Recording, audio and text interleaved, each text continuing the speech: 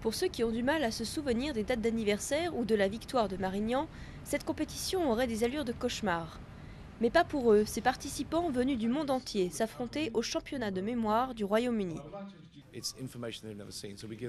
Nous leur donnons des milliers de nombres, des paquets de cartes à jouer, des chiffres binaires, des 1 et des 0, des mots, des noms, des visages. Les gens ont du mal à se souvenir des noms. Et à la fin, nous leur donnons un seul jeu de cartes et ils doivent mémoriser l'ordre des cartes aussi vite que possible. Le défi, c'est de battre l'Anglais Ben Pridmore, champion du monde en titre et favori du tournoi. Il détient 6 records internationaux. Ce que je préfère, c'est les épreuves avec des cartes et des chiffres binaires, parce que j'ai conçu un super système pour les mémoriser, ce qui me donne l'avantage. J'ai toujours de bons résultats dans ces disciplines.